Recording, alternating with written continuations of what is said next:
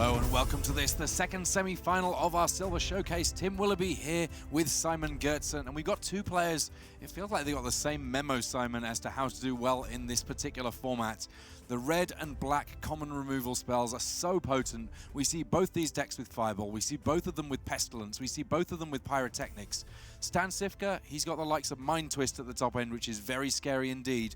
Jon Finkel, though, I think he might have the better creatures. Let's head down to our feature match area so we can figure out who's going to be our other finalists here for tomorrow for our Silver Showcase.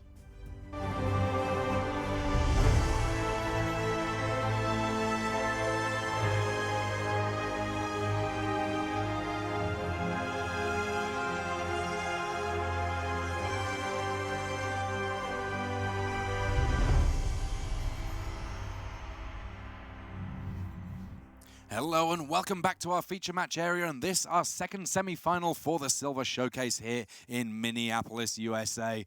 We have two players, both on red-black, both luminaries of the game, but we're going to be starting off with perhaps the brightest light of all, that being, many call him the greatest of all time, Jon Finkel. He is on a red-black deck that many commentators are suggesting might be the best in the draft. He's got great removal. He's got a great curve that starts aggressive, finishes aggressive, and is aggressive the whole way through. And he has an opponent who has, while he's got a lot of the same level of removal, powerful X spells, his creature curve is a little bit different, and there are two cards in his deck that literally do nothing in this matchup. Stanislav Cifka there, you see a little smile on his face. The chess master, the Hearthstone master, the Magic Pro Tour winner is going to have to dig deep, hope that he doesn't draw the wrong cards early doors, because if he does, he could find himself in all sorts of bother here against the greatest of all time. Cifka here, he won the roll. He's leading off with the Vampire Bats. That was pivotal in his making it past Shuhei Nakamura in the quarterfinals. But Jon Finkel, he's got a few more ways of dealing with a 1 toughness flyer than was available to the Japanese control player. It'll be interesting to see how much damage the bats can deal before Jon is able to get some sort of stabilization going.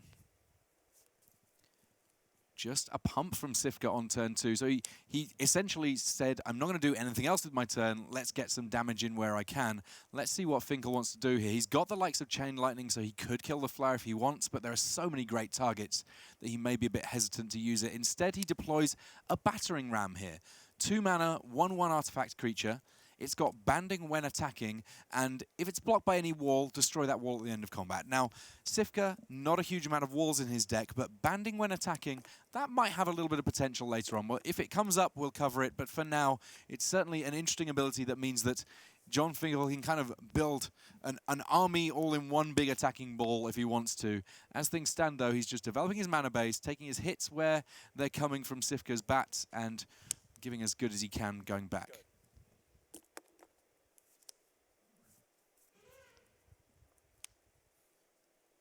Cifka here just on black mana. Let's see what he can work with. Well, it looks like he just didn't have anything to develop to his board, but also in this format and in this matchup between black-red decks with a lot of removal, I like to turn your bats into a threat that Jon Finkel has to deal with at some point. Because Jon also doesn't want to take 10, 12 damage from a single bat when he knows that he's playing against fireballs, drain lives, and disintegrates. Now, in hand right now, Cifka has one of his most potent creatures in Shimian Night Stalker. It's going to cost him 5 mana, but as a 5/5 creature, it's a very efficient one, and he may be able to do something nice with it. In the meantime, though, he's got weakness if he wants it to kill a creature. Sorry, 4/4 creature there, the Shimian Night Stalker. Both these players also have Pestilence, and I'm going to be intrigued to see when those Pestilences get deployed. Now, first we see a ghoul here. Yeah, the Scavenging Ghoul, when creatures die, it gets a counter, and you can remove 2 counters to regenerate it. So as a 4-mana 2/2, most of the time, not particularly efficient, but alongside a Pestilence, that regeneration might prove kind of handy. Good. Speaking of which, here is the first Pestilence of the game. Now, if you're Cifka, you're looking at a Pestilence. Do you want to play a bigger creature? No, I don't think so. I don't think so. In this particular matchup, I would not give my opponent the card advantage that they want to get with Pestilence. You have 4 power on the battlefield. Finkel is on 16. If he doesn't want to kill the board with Pestilence, I wouldn't deploy something here. So Cifka just surveying what's going on in his hand here. Red Elemental Blast, that is a completely dead draw for Cifka. So just looking at this hand, if he drops the Night Stalker and Finkel has a Swamp, he has just lost the last creature in his hand. So there we saw an attack with Vampire Bats and no pump because post-combat there was the Night Stalker. This could be dangerous. Is this going to be a swamp? It is not. Torwaku, the draw there. A potent legend from Legends. The first set, of course, had legendary creatures. 3/3 for 5 that you get to deal 2 damage to attacking or blocking creatures simply by tapping it. But now Finkel can chump block the Shimmy and Night Stalker for a turn, and then Pestilence. Oh no, he's going for it in a more aggressive fashion.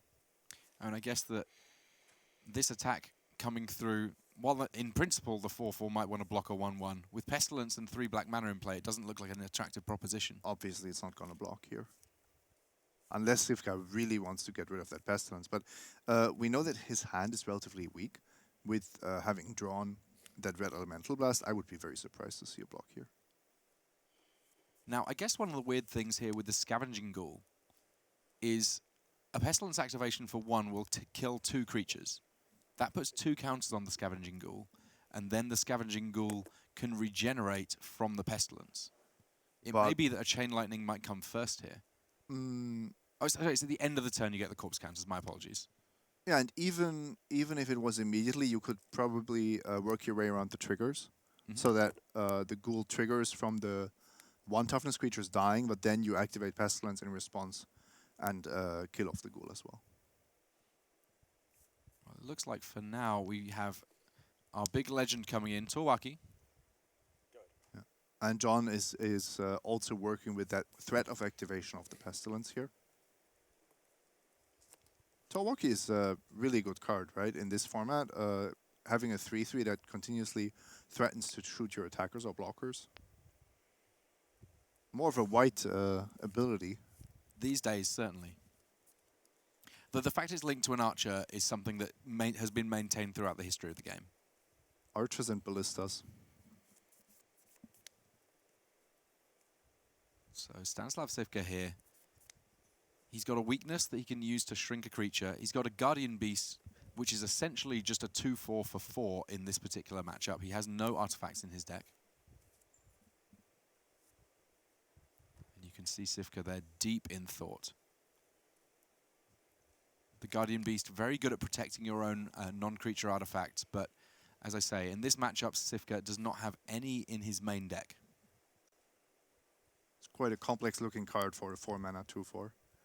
Well, all of the extra words on it are pretty complicated. While it's untapped, your non-creature artifacts can't be further enchanted, destroyed, taken control of, so they're essentially indestructible. But as soon as Guardian Beast becomes tapped, that protection goes away, and the protection won't get rid of any auras that are already on those those artifacts. Sorry. Easy as pie. Yeah, simple as you like. So some big attacks coming here from Stanislav Cifka. Finkel's life total just 14. It looks like he's trying to take that down as much as he can and pump on the bats. Of course, and that weakens the Pestilence, which is the main goal that Cifka is pursuing. Now, it may be that Cifka is planning out things based purely on the Pestilence, even with 1 additional black mana available, that he gets caught out by the fact that there's a Chain Lightning in hand for Jon Finkel as well, who might be able to deal with even a larger threat if need be. And then suddenly we are looking at Torwaki surviving as the only creature on the battlefield. That's certainly an attractive prospect. Keeping Pestilence around for as long as possible, a very noble goal. It's something that was kind of where Jason Chan came unstuck in his first game, letting that Pestilence go away a little bit soon, perhaps. Now, a Wall of Dust, the pickup there from Jon Finkel, and sorry, maybe a Wall of Earth even there. One way or another, getting a wall into play with Pestilence, pretty good because it's a creature that's quite difficult to end up losing it. Yeah, it is a Wall of Earth there, we see it. 2 mana, 0/6, fantastic rate. lots of walls in the early stage of the game. Yeah. And if you have one of these walls on the battlefield and you're ahead in life, then you can just actually sit behind Pestilence and win the game with those two, with this combo in play. But of course, Finkel is very far behind in the damage race. So again, we see this battering ram coming in. This time, it's threatening that if the Scavenging Ghoul chooses to block, at that point, Torwaki just gets to shoot down the zombie.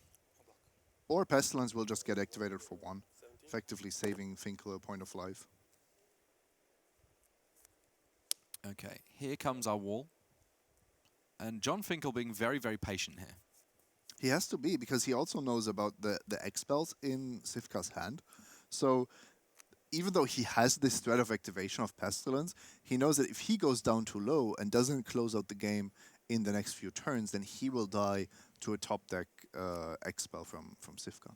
Now, to be clear, there are a few X-Spells to worry about from Cifka. Fireball or Disintegrate, they're straightforward X damage being dealt. But Mind Twist, depending on at what stage in the game it gets deployed, can feel almost more disheartening. Forcing your opponent to discard X cards at random can pretty much close out a game, even if it doesn't immediately win it. Cifka, for now, though, he's just having to deploy his threats a little bit more straightforwardly. He now also has a Pestilence. This is an interesting position we find ourselves in. Yeah, and I think now Finkel is pressured into doing something relatively quickly, but the main thing that he has going for him is his own Pestilence, but he's only 8 Pestilence activations away from death. Yeah, so almost by playing that Pestilence, Stanislav Cifka is very much threatening to empty the board entirely. We might actually see something quite funny here, where Cifka will try to abuse the fact that there are 4 toughness creatures on the battlefield to deal 3 each turn with his Pestilence, but then Finkel has to deal the 4th point of damage so that all creatures die, and he gets rid of both Pestilences that way. Now, the bit where I guess that becomes tricky is if Stan chooses to activate Pestilence in his turn to force that action, if he's got a creature to play later in the turn, Pestilence only triggers to sacrifice at the end of turn if no creatures are in play. You can kind of wipe the board, then play another creature, and it works out just fine. It's a card that's too powerful for limited, if you ask me, and it completely warps the game, but it is fascinating to watch. How suddenly you have to think on a completely different level when approaching this game of limited. Okay, we've got a banding attack here coming from Jon Finkel.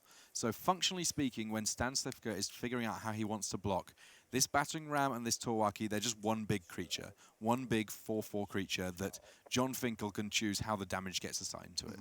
And it's not, it doesn't fly or get any abilities, because neither of those creatures had any abilities. Yeah, if both those creatures had flying, it would fly. If only one of them did, it would not work out. So you only get the abilities that all of them have. Correct.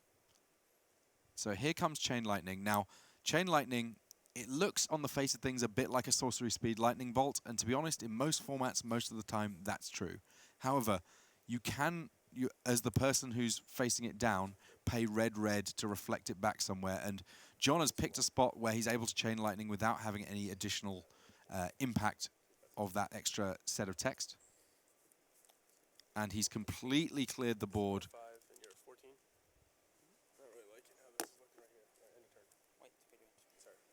That means that unless there's a creature post-combat, all of these Pestilences will go away. Of course, Jon is not going to deploy a creature. He wants these Pestilences to be gone. Actually, Cifka stopped Jon from passing the turn here, but just to deal that extra point of damage. Yeah, the Life Turtle's very much in Cifka's favor here. Let's see what he can deploy now. He has been kind of sat back watching a Pestilence be in play, so it could easily be that he's got a bunch of things going on. As it stands, he drew a Fireball. That means that it was very straightforward for him. Stan Cifka picking up game 1, and we'll get a chance to find out how the Czech player sideboards. We know that he's got at least 2 cards that he definitely wants to take out. Presumably he's already been thinking all day long about what to bring in, as has Finkel. We'll find out how the sideboarded games go after these messages. So, Magic the Gathering Arena, we chose that word arena very particularly because an arena is a place where people gather, where people come to compete, where people come to spectate and cheer on their favorites. It really is a place where the whole community can come together and experience the very best of what Magic has to offer.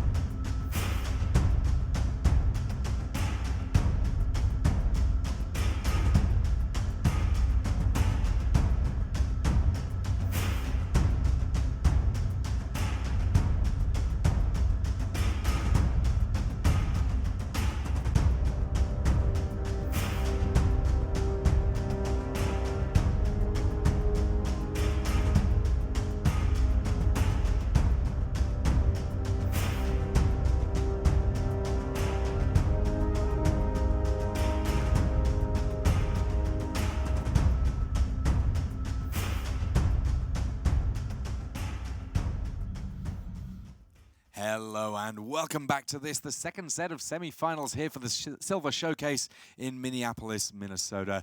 We have already seen our game one where it was Stanislav Cifka able to emerge the victor. Ultimately, he was the one that was able to get the early damage in with Vampire Bats. They teamed up very nicely to mean that Pestilence wasn't really able to work in Finkel's favor. When one player has a Fireball, the other one doesn't. Surprise, surprise, the player with Fireball quite frequently the victor, and that was the case in our game one.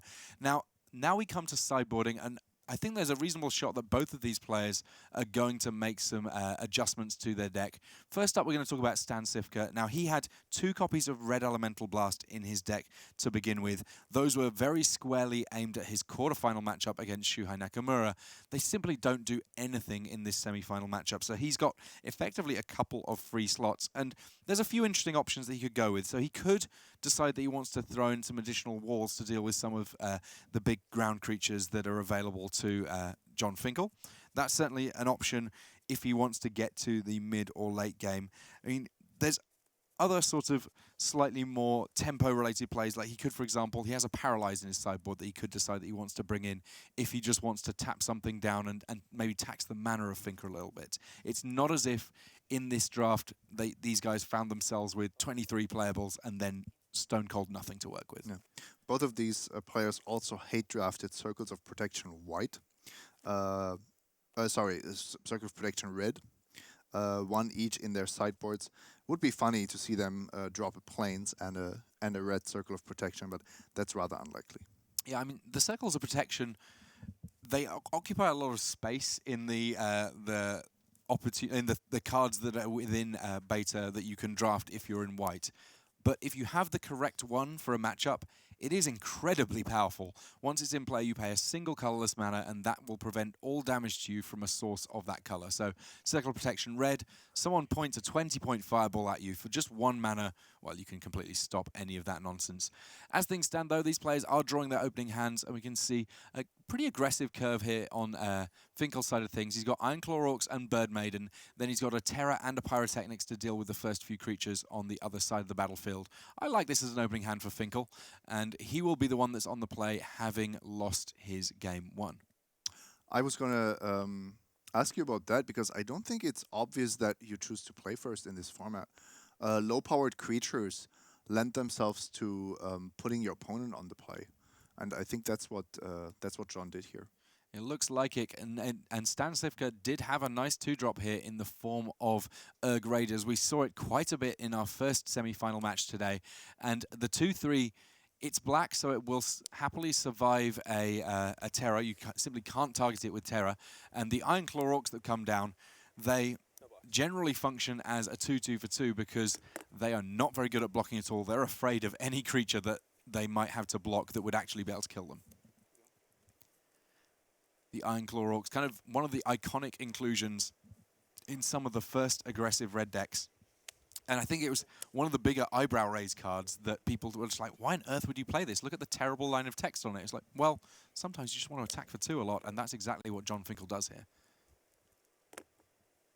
Dragon Engine, the follow-up. A 1-3 that you can pump its power. That one will be able to block Erg Raiders very nicely. Thank you very much. Dragon Engine, a good reason to bring in Shatter for Cifka. I believe Finkel has a few more targets. Maybe not the greatest creatures, but there are at least those battering rams and a Juggernaut. So I would have brought in the Shatter for sure. Yeah, Shatter's potentially been brought in. And of course, Detonate, that one made the main deck because in addition to destroying artifacts, it also deals damage.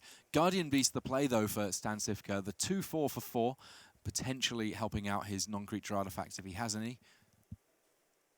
But Finkel has drawn a Pestilence. He's only got this one source of black mana just yet. And the Terror in his hand not looking too great here. A little bit of a clunky draw maybe for the greatest of all time. He's tapping 3 mana and it's going to be a Bird Maiden. 3 mana for a 1-2 flyer. Not exciting by today's standards, but sometimes you just need to get those points of damage in.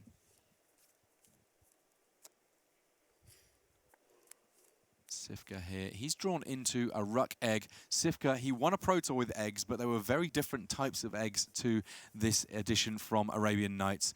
A 4-mana 0-3.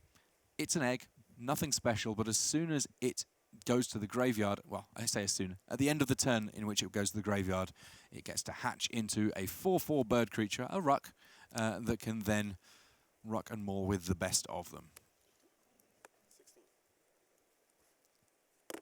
Cifka, unafraid to get a few attacks in here. Now he's incentivized to attack so that he doesn't take damage from his Erg Raiders.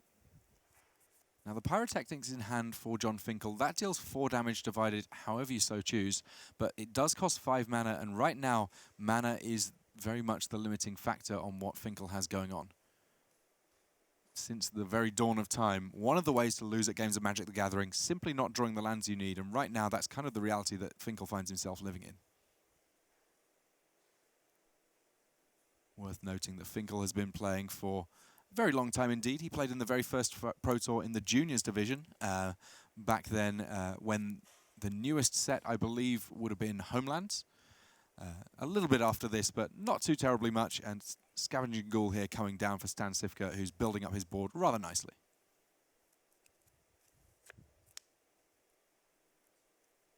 Back-to-back battering rams here for Jon Finkel.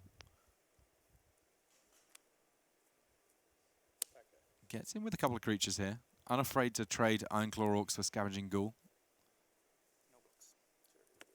It's not blocking anyway, so might as well attack. And a follow-up battering ram there. That's the 1/1 that bans only while attacking. Banding probably at its best while you're blocking, but doesn't hurt every now and again to give a battering ram to some of your other creatures. So Cifka also has Pyrotechnics, but he's just a single land off being able to play his. He's also got a few more targets that can easily be killed off by it. Cifka actually holding some very powerful cards there. Mind Twist, Drain Life, Pyrotechnics, and Terror. Especially in a format where the creatures are relatively weak, that's a ton of power.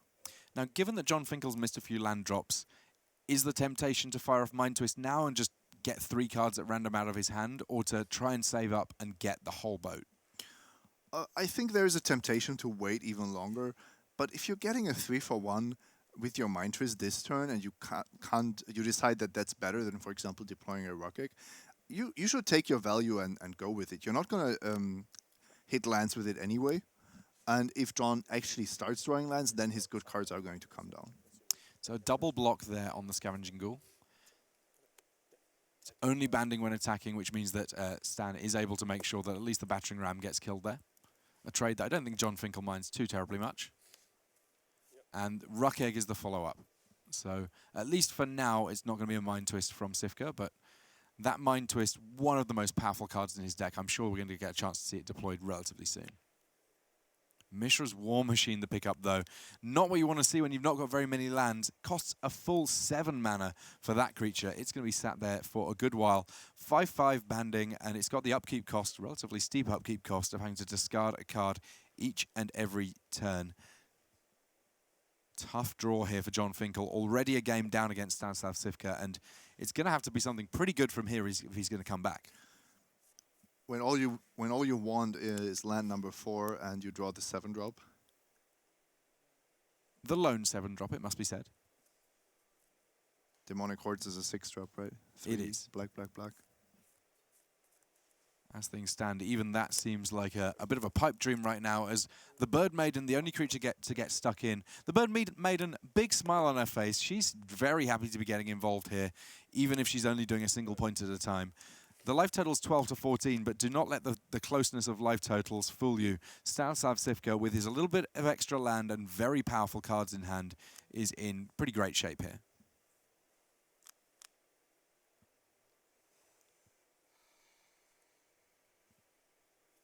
So Cifka once again entering the red zone with his creatures, getting in still more damage, just kind of compounding the issues that have been faced by Finkel in this game. And we've been talking a lot about the X spells and the spells in general. It also feels like Cifka's creatures are just that little bit better. Comparing especially Ironclaw Oaks and Battering Ram, Bird Maiden to what Cifka has, I think that's the reason that Finkel is losing this game. So there we saw a nice post-combat pyrotechnics. After the Dragon Engine had blocked, already taken a couple of points of damage, it meant that Cifka was able to deploy his removal spell to kill 3 of Finkel's creatures, getting even a 2-for-1 in this format, not notoriously easy. So killing off 3 creatures with 1 spell, that's spectacular for Stanislav Cifka, and you can see the advantage by really reflecting that. Finally, the 4th land for Finkel, but is it going to be too little too late here? His hand goes to his head deep in thought, trying to figure out how he's going to get himself out of this situation. Even the Pestilence he has in hand, because he's on so much lower life, and because there's a Ruck Egg that really doesn't mind dying, it's actually not clear that it's even going to be good in this situation. Yeah, Pestilence is much better when you're pressing the advantage. And after this, what was it, 3-for-1 on the battlefield, we might see the 4-for-1 Mind Twist next turn. Just a brutal back-to-back by Stanislav Cifka. So an attack coming in here from the Ironclaw Orcs. Ruck Egg, it's a 0/3. It can block a 2/2 all day long. No problem there. And a somewhat sad post-combat Pestilence. I guess that it's safer in play than in his hand, thinks Finkel, given that there's creatures on the battlefield and he knows that there's a potential for a Mind Twist. Here is Mind Twist for 4. That's Finkel's entire hand. He's going to be living off the top of his deck for the rest of this game. Which isn't going to last much longer, Tim. Yeah, 6 life, not a lot to work with here. Pestilence, effectively a dead card now. And that's a sad cards in hand there for Jon Finkel. He's drawn 1, he's keeping it just flat on the table there as he tries to figure out if there's any way out. Extends the hand. That's a handshake for Stan Cifka. A little smile for him. He has emerged victorious against the greatest of all time in the Silver Showcase, and that means that he'll be playing against fellow Hearthstone player in the finals. It will be Stan Cifka, Jason Chan, that we get a chance to see playing on Sunday to earn the title of Silver Showcase champion. That's all that we have for our semi-finals. And fantastic games that we saw there. Little unfortunate for Finkel in the second game, but we saw the power of the X spells on both games 1 and game 2 for Cifka there. Mind Twist in the second game, just kind of the nail in the coffin. Yep, and we saw a nice Pestilence Mirror match. Really cool matches, both of them actually. Yeah, lots to think about there. In case you're wondering, I think it's fairly safe to say, as far as I'm concerned, that well, we thought it potentially going into the draft. Red-black, definitely strong in these early sets. We'll get a chance to see how it plays out in the final, of course, tomorrow. We'll get a chance to enjoy that. But for now, let's head back to the news desk.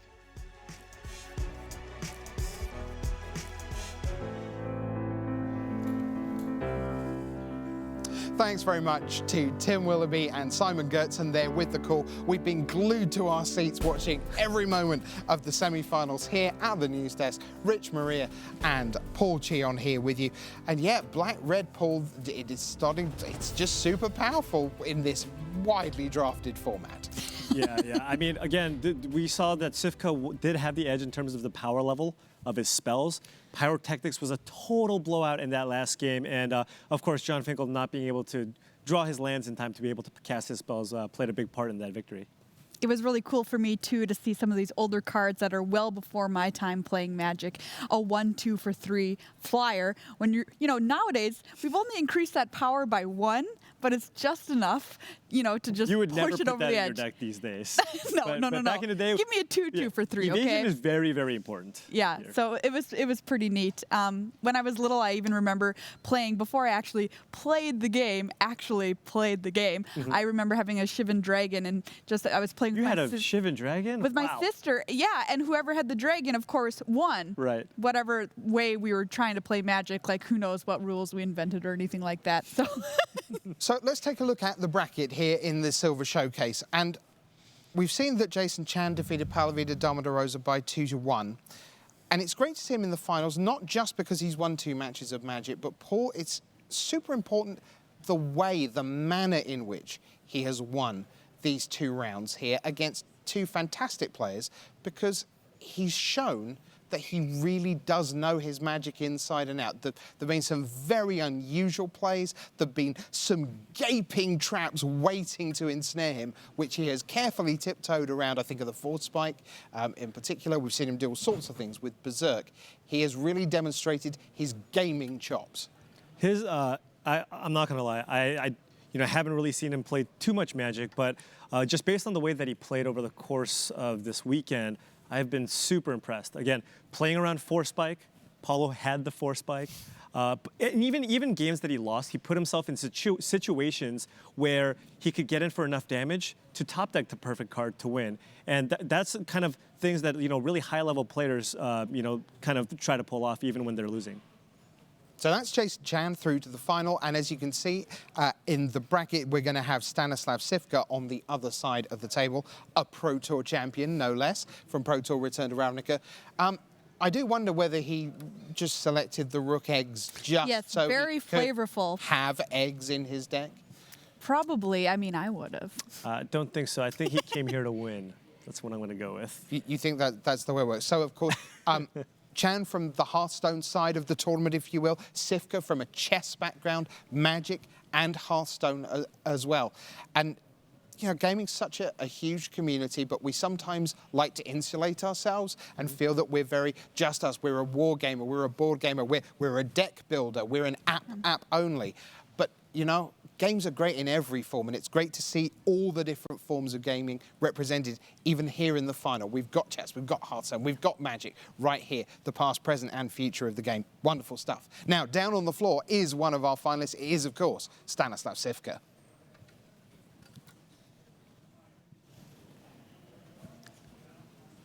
Case champion. Stan, has this deck played out the way you thought it might when you were drafting it? Yes.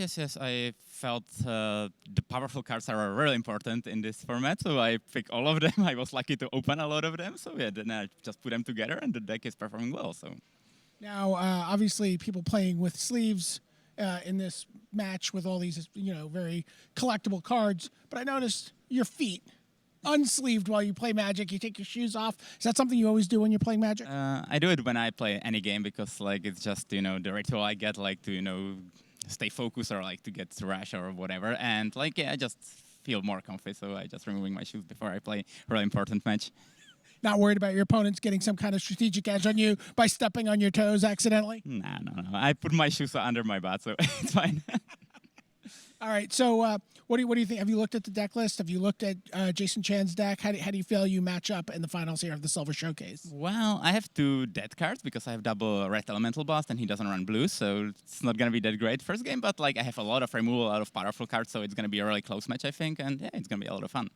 Have you ever played with him against him before? I played him in different card games, so it's really nice to see him playing Magic, and like I'm really looking forward for the finals because it's gonna be great. All right, watch out for that Berserk. He's been getting people with it. Yeah, like Berserk and the Howl is like amazing combo. Like I'm so scared like he's gonna kill me for 20. Like I need to figure out like how can I defend, but it's not gonna be easy. All right, Stanislav Cifka, through to the finals here at the Silver Showcase. We'll let him get his shoes fully tied and get out of here and go get some dinner. Thanks so much, BDM. Well, if you haven't gotten enough beta draft, don't worry. 7:45 a.m. Central Time, we will be streaming the beta draft from Gen Con right here on this channel. So get up bright and early and watch somebody crack some power. All right, then, if that's not enough for you, the finals are coming up tomorrow morning or right after that at 9 a.m. right here. So, Jason Chan and Stanislav Cifka, they're going to be part of $1 Million Magic Sunday. But so are 12 people who are in to the Final Four. So it all comes down to Legacy, Modern, Standard. Once again, will we see Channel Fireball triumph? If we do, we'll see them in the Team Series Championship in Las Vegas. So much to play for as we head down the stretch. $1 million still to give away. All that great stuff from Gen Con, the Silver Showcase, and then the Final Four of Pro Tour 25th Anniversary. As we clock up another 12-hour day of live streaming for you from here in Minneapolis on behalf of all the boys and girls, the men and women, everyone here at Pro Tour 25th Anniversary. Join us for the grand finale tomorrow at 7:45 a.m. and let's crack some power. See you then.